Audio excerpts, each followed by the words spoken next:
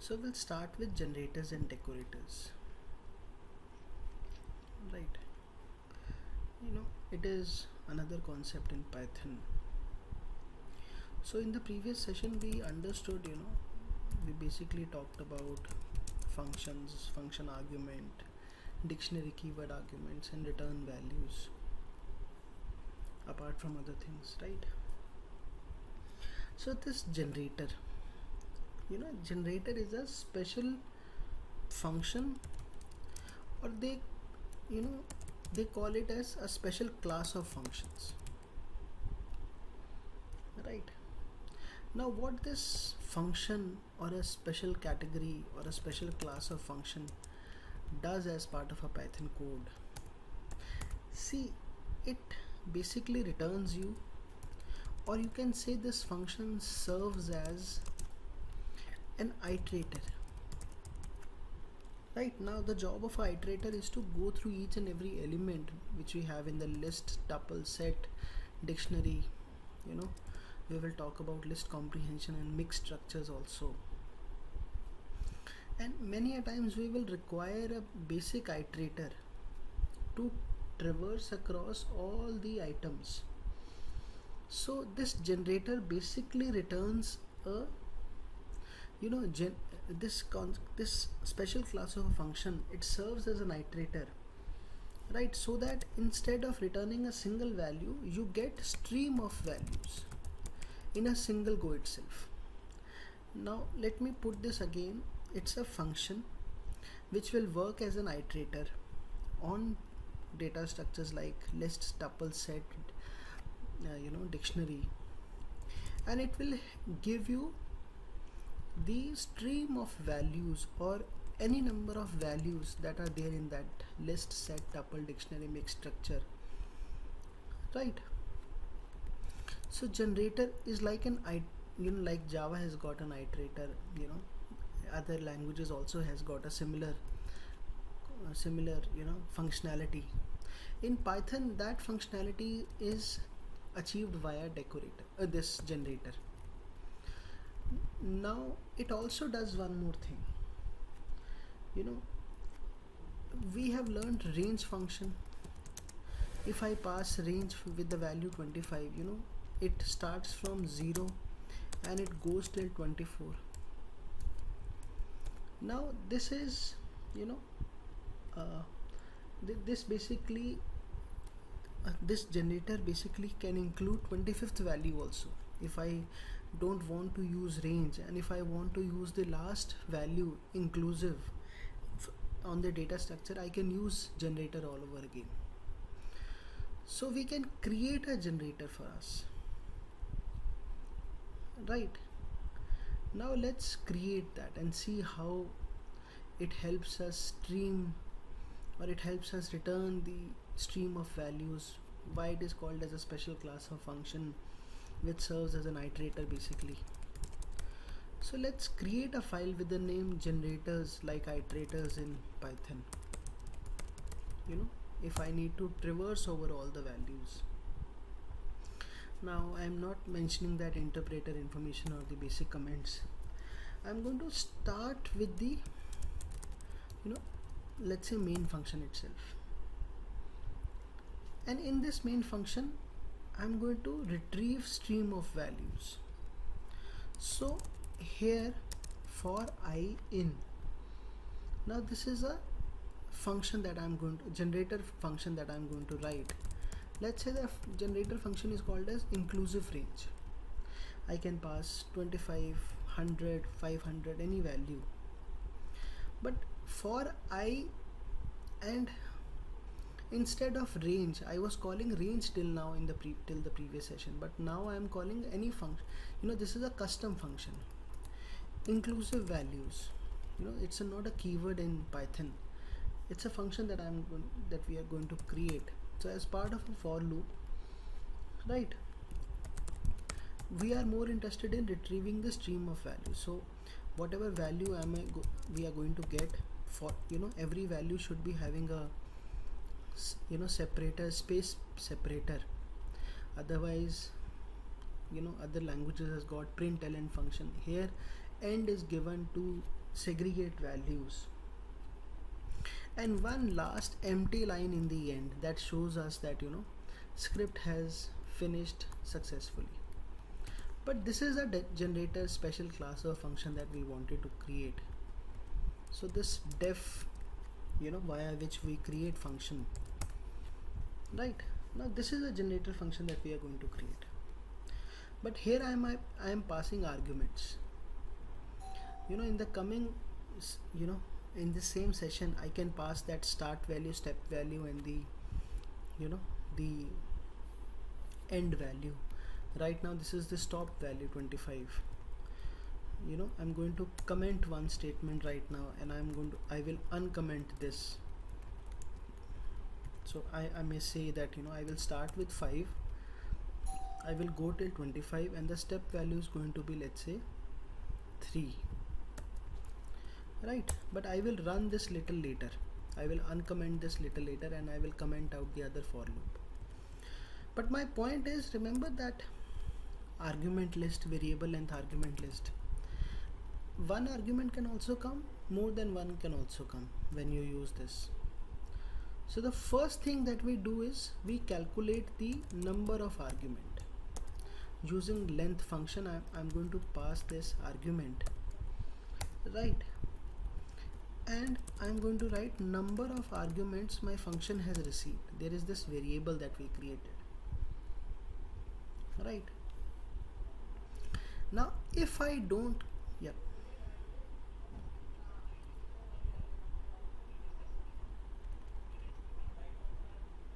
that is the function call. Yeah, it is going to accept, it is going to accept all the parameters which are there in the function call, right? So first thing we did is we calculated the number of arguments which we have got. Once we have got that, then we can write that logic to retrieve the stream of values. So for example, if I say the number of argument is, let's say, less than 1, that means I did not get any argument. That situation also we should handle. Now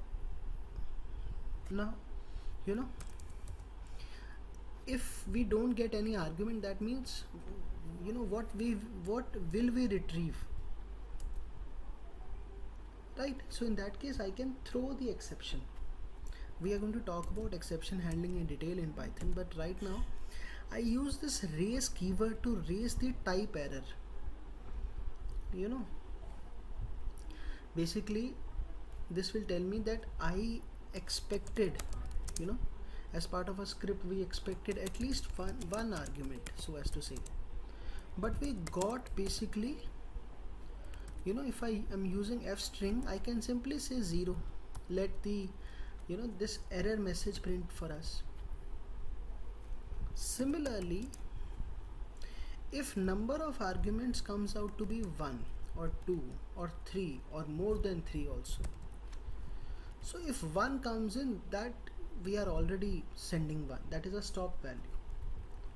So here I can simply introduce a new variable called stop, and I can take the 0th index value, which is this very value,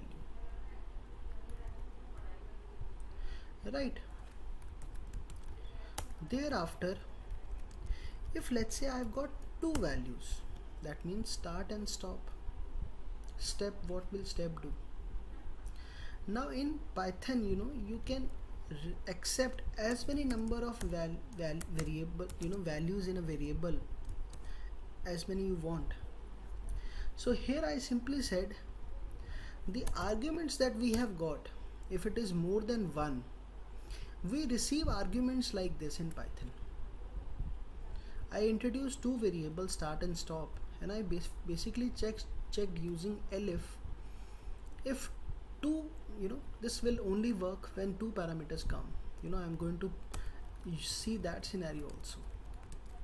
So this scenario I'm going to run, right? This is the way it, right, consideration, right.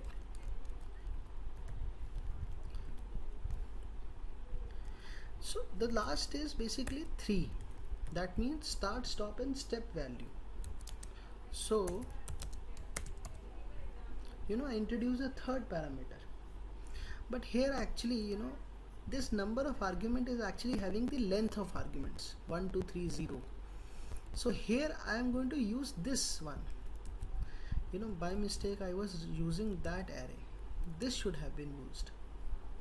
So this will tell me the number of arguments. Actually the arguments reside in this very method parameter, right?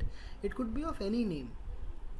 We are basically interested in asterisk sign, meaning variable length argument list. So we took care of every scenario, and if you give us more than 3, then there is no concept in Python. What we need to do is we will simply raise another type error. We are throwing the error by ourselves using fstring type, and here we are saying that we expected at most 3 arguments, whereas we have got this place marker, this number of arguments that you have given us 4 arguments. So that very scenario also we are going to check it out.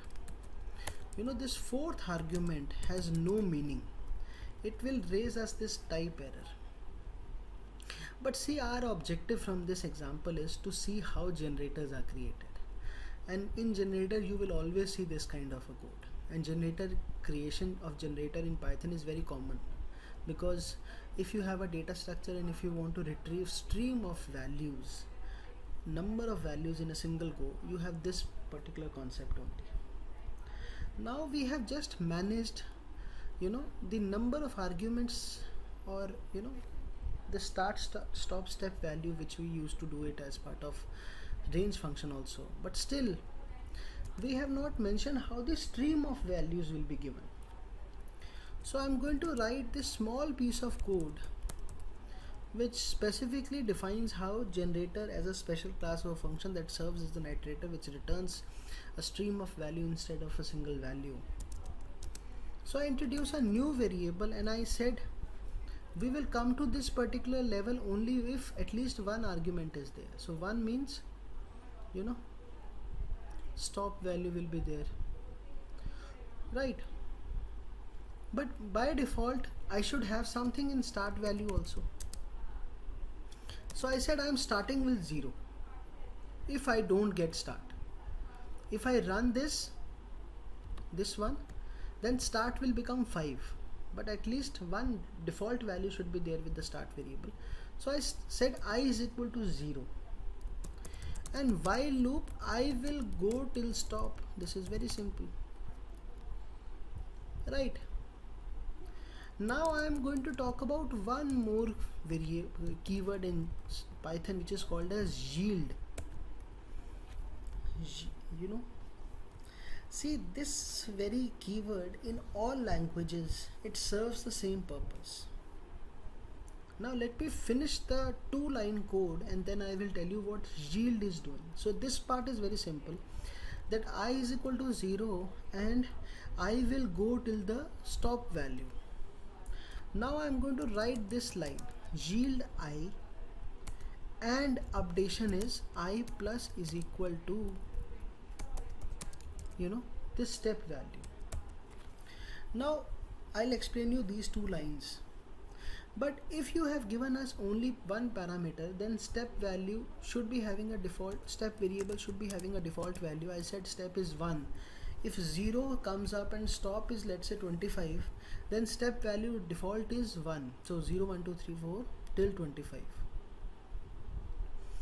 But what this yield function does, right, that is the point. So yield basically in Python, see, we are using while loop. We initialized I at the very beginning. I is less than equal to stop, right? Now yield in Python, it is basically like return only, right? Yield is like return, and but the point is this, first of all, yield is like return only, but point is this yield is only and only used in the generator concept. right? In other concepts you have return, like in the previous session we learned about return keyword. So there we were only using return. I did not use yield even once. It is only and only used for generator. But what does it do? See, when you use yield basically, then function continues unless and until it yields the next value, right? So to serve the purpose of a generator, which is to return you the stream of values, yield is a handy concept in generator, that it yields the value and continues the function unless and until it keeps on giving you, returning you, or basically yielding the next value till the time we don't reach the stop value, right? So yield is basically like return. I could have used return also, but in generators concept, this is used, yield concept. Now I'm left with just one statement to run this piece of code.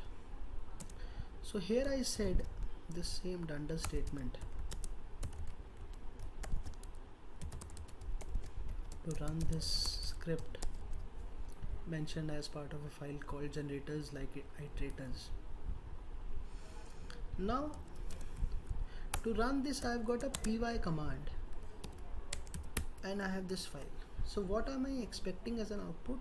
25 is there, default is 0, step is 1, so I will get 0 till 25. Otherwise range also could be used, right? So this is a common iterators. You see 0 till 25. That is first scenario. Now I'm going to comment this part out and I'm going to use the second one, this one. What does this mean? Start is 5, end is 25, step value is again 1, default 1. So now the output will be 5 till 25. You see 5 till 25. Now I am going to run the third part. Now start is 5, end is 25, and step value is 3. So 5, 8, 11, things like that. You see till 25.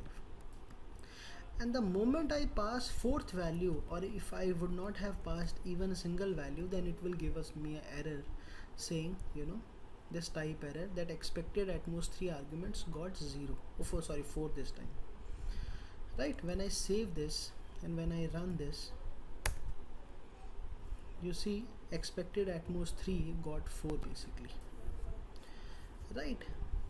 Now there are only few points that we need to take away from this code, which is this is just an example to create a generator. Generators in Python are created in this very fashion only. Generator is a function, a special class of a function that gives me all the values in a single go, that helps me retrieve a stream of values rather than returning a single value, right? And it is basically used a lot in the case of data structures, right? How to get the value. Yield is a special variable used only and only in the case of generator to return the values. And this piece of code is very common to check the number of arguments a function has received. And variable length argument list is also very common as part of function definition in Python. Right, so this is one concept. Nothing but a simple concept which gives us a stream of values. Now we are going to talk about another concept called decorators. So I'm going to create a program called decorators like wrapper classes. Wrapper class function, let's say. Now what is this wrapper class function? Right. See, every language is basically trying to introduce an annotation for giving you one functionality, complete one functionality to use by other functions also. So every language is trying to do that, and they are introducing more and more annotations for that. decorator is nothing, basically it returns a wrapper function via this @ sign. I'll show you. And it is, so wrapper function is basically, it's explained like, if I take a basic, non-programming example. See, let's say a particular item is wrapped, so wrapper is nothing but it contains an entire functionality, an entire object. And so if let's say somebody needs the object, so parseInt, function like in Java, they give the wrapper object back. What is inside? Yeah.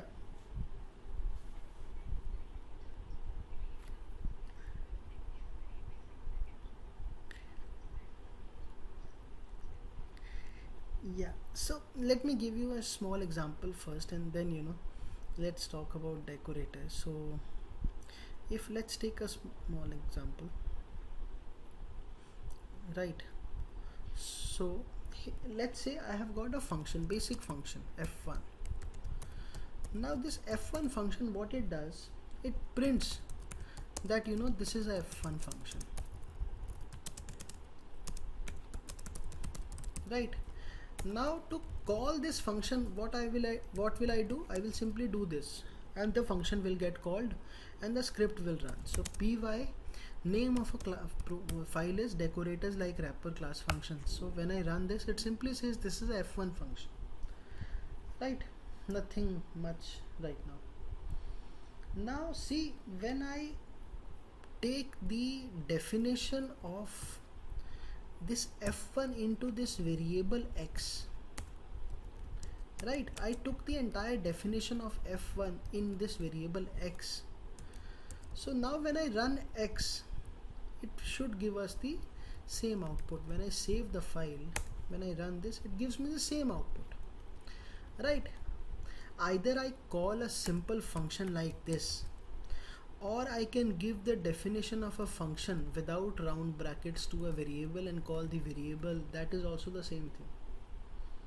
But now I'm going to tell you one more thing. So let's say this is a function f1. Now the function f1 has got another function called f2. One function can have another function. Now this f2 function basically prints that I am a f2 function, and f1 function was printing, and rather let's say f1 is now returning this f2.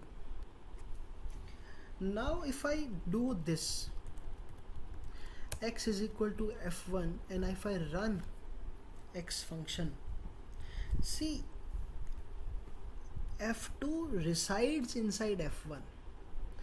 I cannot call f2 directly now, right? So if I try to call f2 directly, I simply got that f2 is not defined, so I can't do that. But simply again I can say that x is equal to f1, and if I run x, right, it will call, here actually it returns me f2. The f1 right now is returned the, if I say this, now the return type of f1 goes to x. Now it will print, it should print f2 function. So what have we done as of now? As of now, if I try to run this function directly, I got the error. And when this f2 inner function was not there, then I was simply able to run it f1 directly when the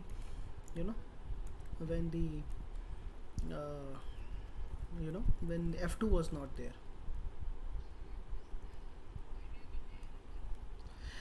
F2 is not a real function right now. See, it resides in f1, and f1 is returning f2. That is why when I did this, the last statement, then only it ran, because f1 returned f2, and then I returned and I called f2 this time, this line. That is why it ran, otherwise it won't have run. So now if you have to understand wrapper function, f2 is a part of f1 and f2 is wrapped inside f1. So f2 is a wrapper function basically. Now I'll take this particular point a little ahead. So now I'm going to say this function f1 accepts a function name, and function f2 it prints before, right, and after before I called this method parameter function that I got, and after that I wrote after. So between before and after we are calling this function, but still this f2 is returned, this f1 is actually returned this entire definition, right. Now I'm going to introduce another function called as f3. Now this f3 function print a particular statement. Simply it's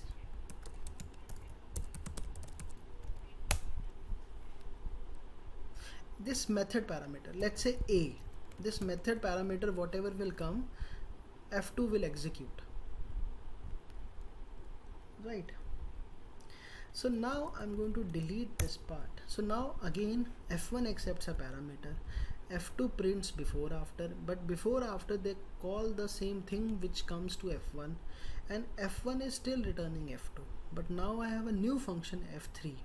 Why new function? Because I am going to give a parameter f3 to f1 and this.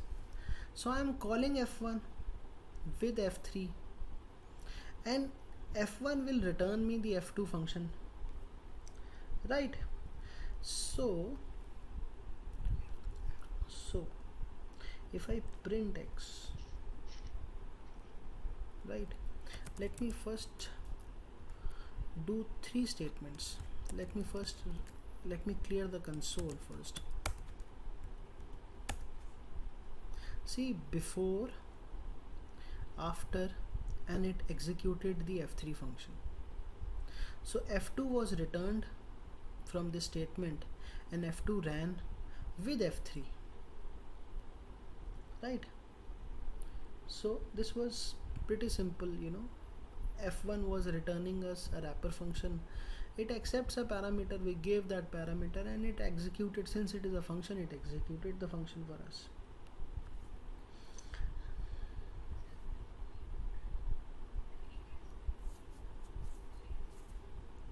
And I could name it anything. See, this could be ABC also, and here I could say ABC function. Now basically I gave this ABC function to f1 to execute, to be executed by f2, right. See, when I run this, you see the ABC function. Now I'm going to talk about this decorator concept, right.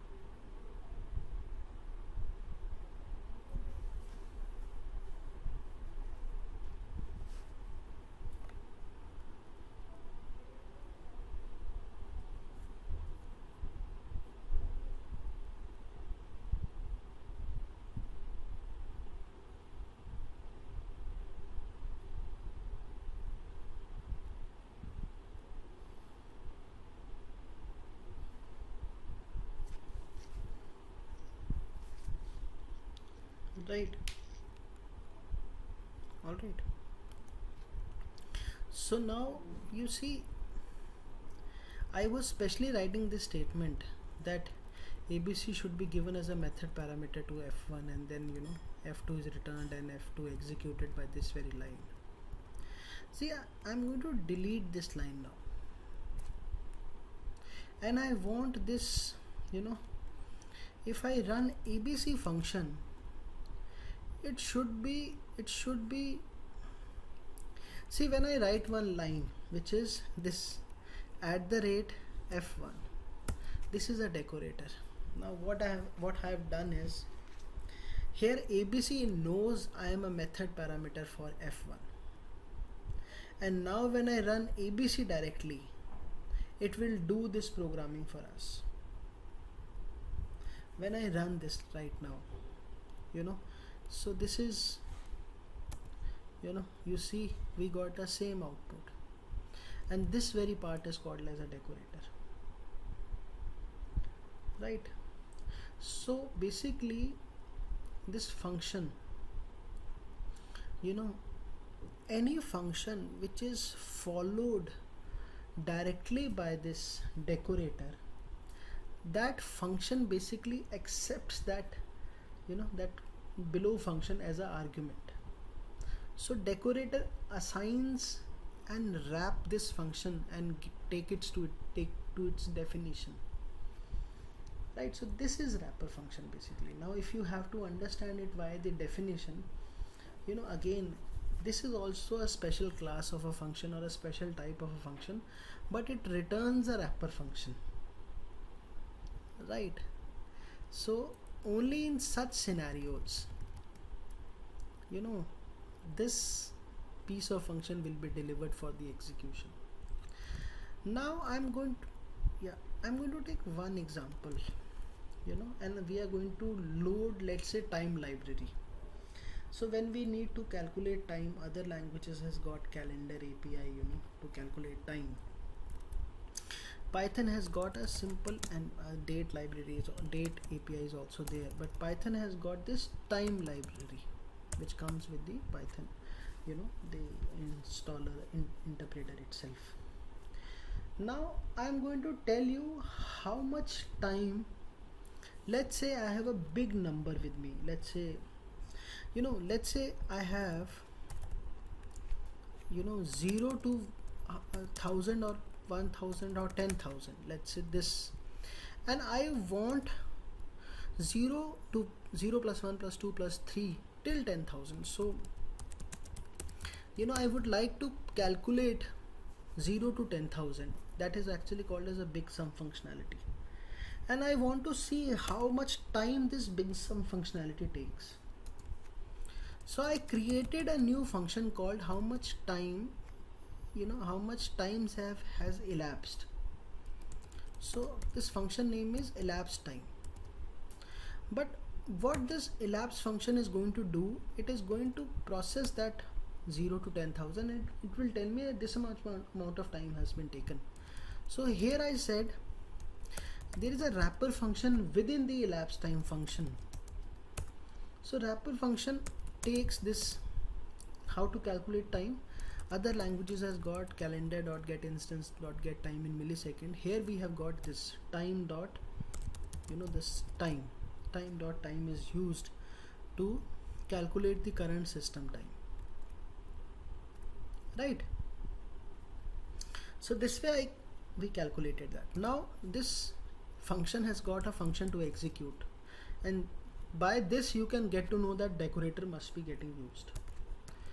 And after that again I calculated time once this function gets executed, and then via print f string I said that elapsed time, or the time that is being taken by this very function elapsed time, T2 and T1, they are in milliseconds, so I need to multiply this with 1000. So elapsed time, and this has to be in place marker, T2 minus T1 into 1000. After that I can write that this output is in millisecond. But when we are using decorator, ultimately we need to return this wrapper only, right? So this function as of now, what it does is, this function will execute whatever function is being given to them. They will tell the time first, and then they'll again find out the time, and they will tell us that this much amount of time has been taken to execute that function. So now I will talk about this big sum function, but before I start, this function accepts this parameter. Now if I use this is called as decorator. Now this big sum function will be given to this elapsed time function as a wrapper function, and then they will be executed. Now this big sum says I have got a big array, number list array. I initialize this with the empty array, right? And I use this for loop that I will start for num in this range function, starting from 0 till 10,000. So 0 till 9999. Now what do we want to do? This array is there.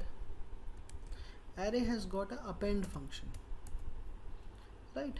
And I call this num, right? And ultimately this, when it will be given to elapsed time function, let us know how much big sum has come from 1 to 10,000, right? So using place marker, I'm calling this sum function, which is there in the default library, and I pass this number list. Number list will calculate the sum, right? Now this big sum will be given to elapsed time function, and we have used the concept of decorator. Now I need to run this functionality. How will I run this functionality? See, main function has to be there. Or I call a function directly. If I call big sum function directly, then also it will work. But other functionalities, if they load this library, it will function. This function will get executed by default. So now when I run this, you see big sum for 0 to 9999 comes out to be this, and this is the elapsed time that it took to process this. Either I could have done this, or I could have done this.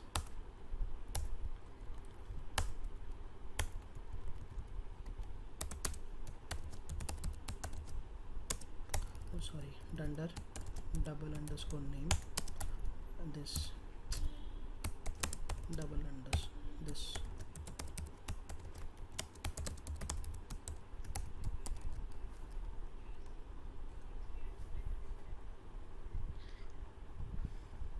Yeah, so see, decorator is always used before the actual function definition.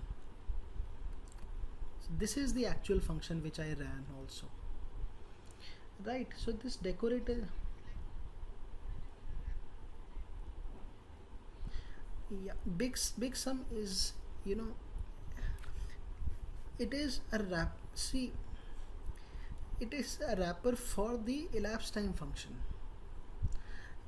So I executed big sum, but actually it ran as part of elapsed time. So elapsed time got this entire functionality executed for big sum,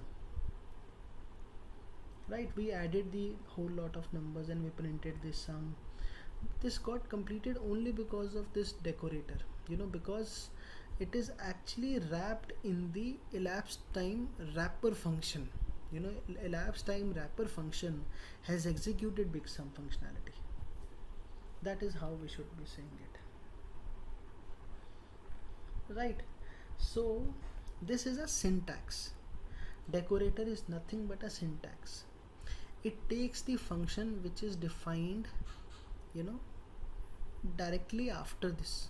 Elapsed time is taking the function which is defined immediately below this, and it executes the function as part of its own definition, right? Like we saw in the case of earlier F3, then we saw this big sum functionality,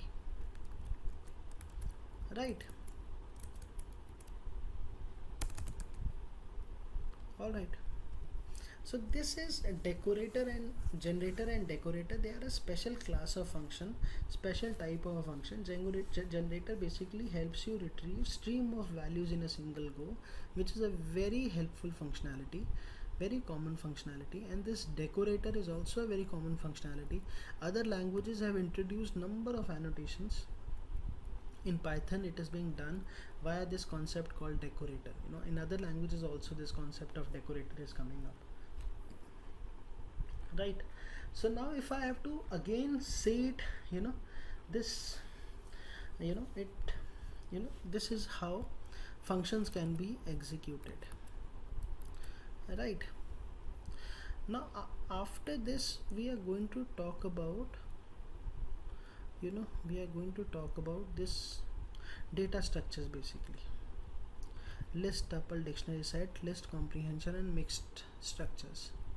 See, there are many methods of list, many methods of tuple, and many methods of dictionary and set that we are going to talk about.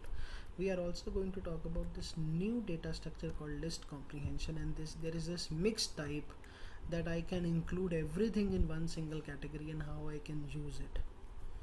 Alright, now shall we start data structures in the next class, or shall I start it right away?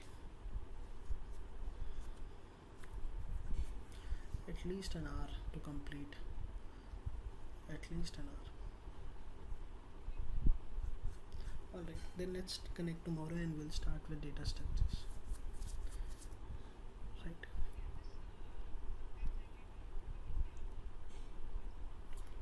Yeah. Yeah, we can have sure, we can have, yeah, we can connect in the afternoon also tomorrow.